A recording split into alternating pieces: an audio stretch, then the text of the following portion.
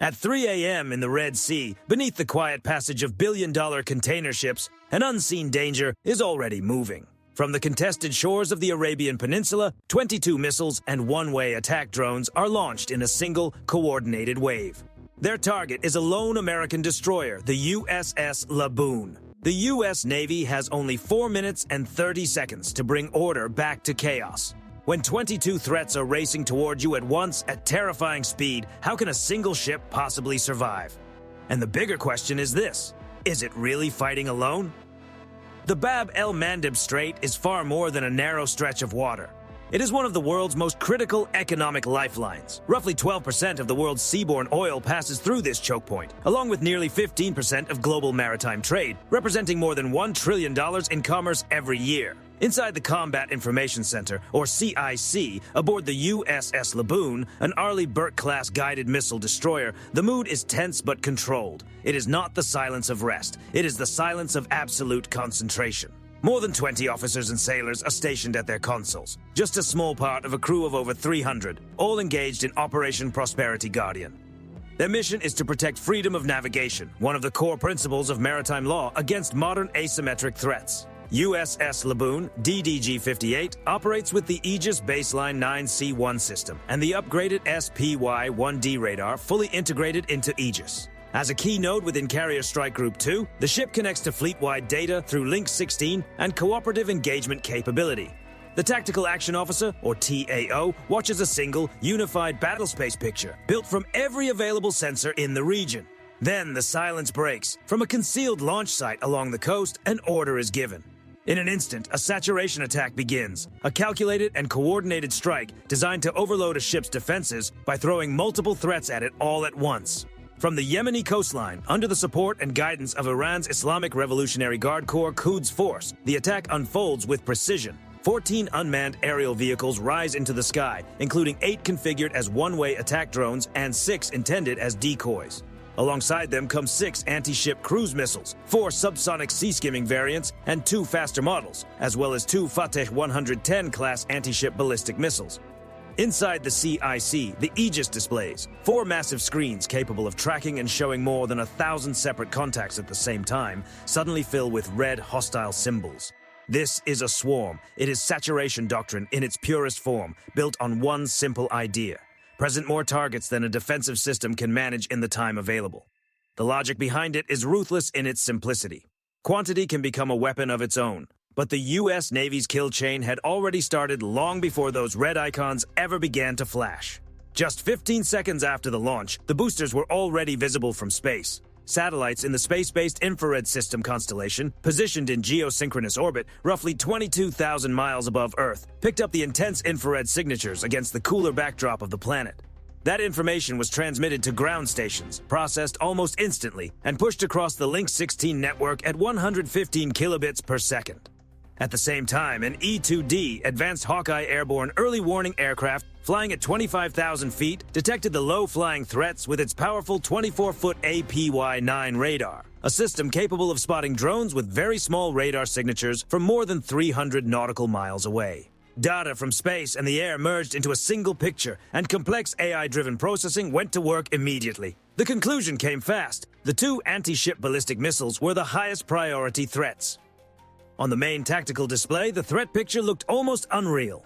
Attack vectors closed in on Laboon from different directions and at different altitudes. Group 1 consisted of 8 Shahed 136 drones moving at just 115 knots and hugging the surface at only 50 feet, guided by GPS toward the ship. Their main purpose was not to lead the strike, but to soak up valuable defensive missiles as decoys. Group 2 included 4 C-802 anti-ship cruise missiles charging in at Mach 0.9, flying just 10 meters above the water. In the final stage, their active radar seekers would be ready to lock onto the target. Group 3 was the most dangerous of all, 2 anti-ship ballistic missiles already entering the terminal phase, dropping from a peak altitude of about 100 kilometers at speeds above Mach 3. A descending attack at that speed leaves almost no room for error. Inside the Combat Information Center, the pressure intensified. Not because of fear, but because every second mattered in deciding how to stop the incoming wave as efficiently as possible. 22 threats were set to arrive within a 2-minute window. The real question was resource allocation.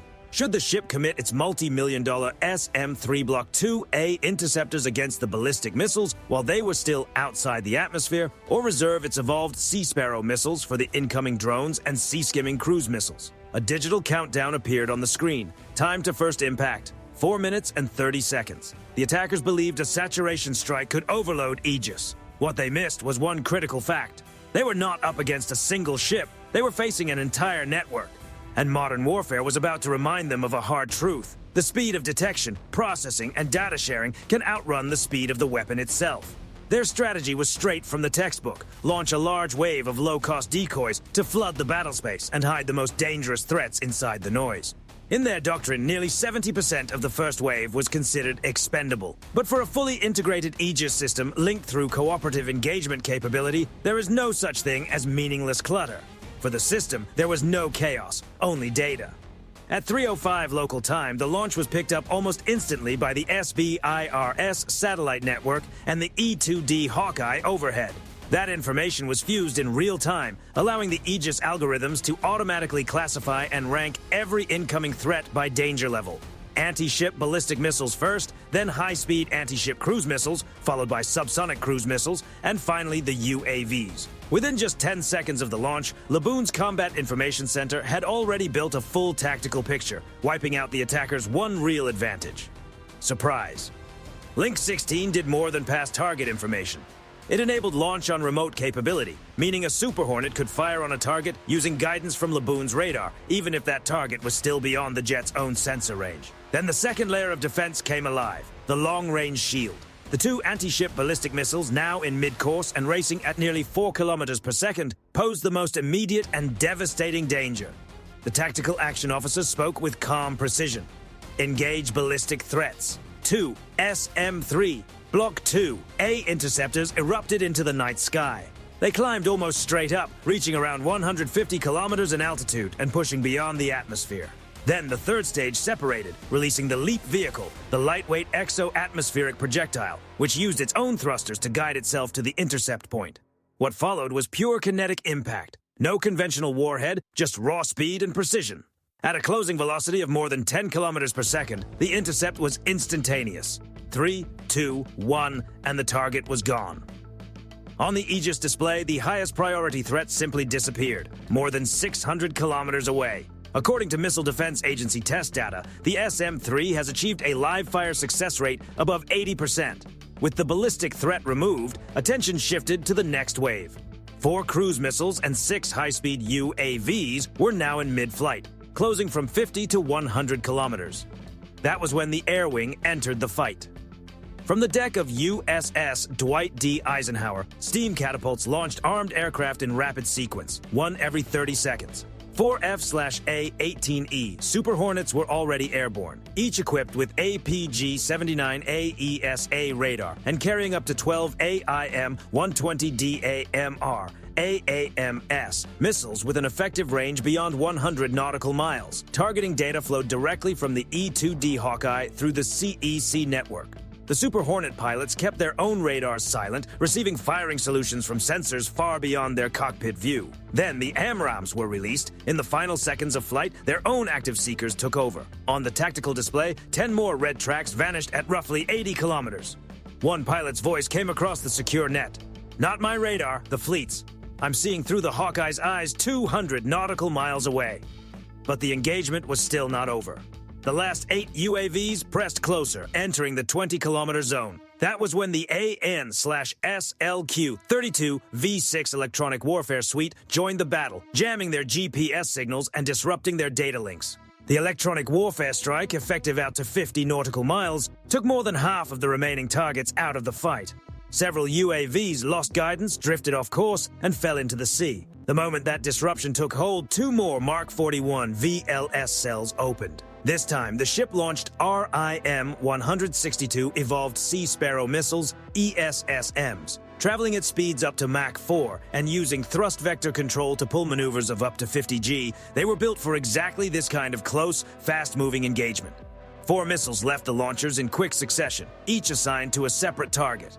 One after another, the remaining tracks were intercepted. The swarm was being taken apart with methodical precision, layer by layer. But in naval combat, almost means nothing.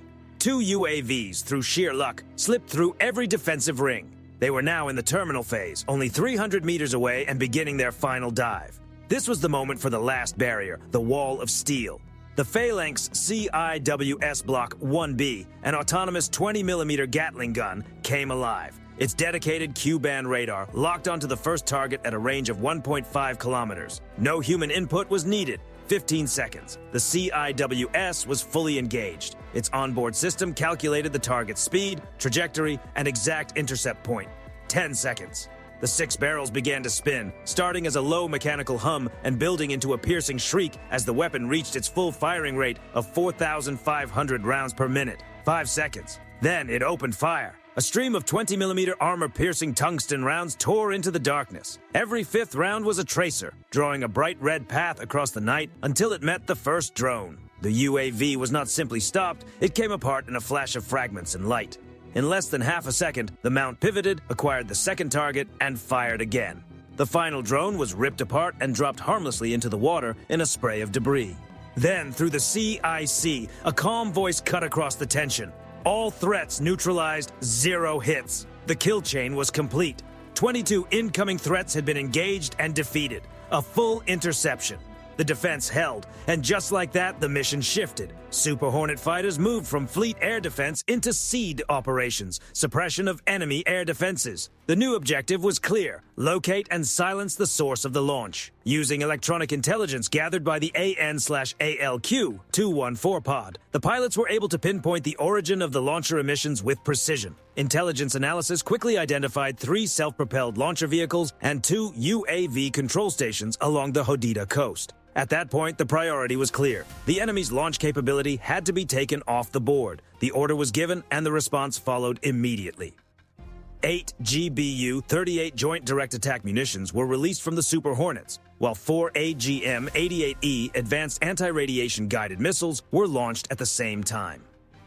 These anti-radiation missiles do not track heat or visual targets. They lock onto radar emissions. Guided by the electronic signature of the S-125 air defense radar sites shielding the launch positions, they raced toward their targets with precision. From the deck of USS Laboon, sailors could make out faint flashes on the distant horizon. In less than 10 minutes from the moment the original assault had failed, the launch network behind it had been systematically shut down. This was not only a success of advanced hardware, it was a victory for a doctrine built on information dominance. The enemy was not facing a single warship. They were confronting a connected force with shared awareness across every layer of the battlespace. The moment those missiles left the launchers, their position was revealed to SBIRS, and from that moment on, the outcome was already shifting against them.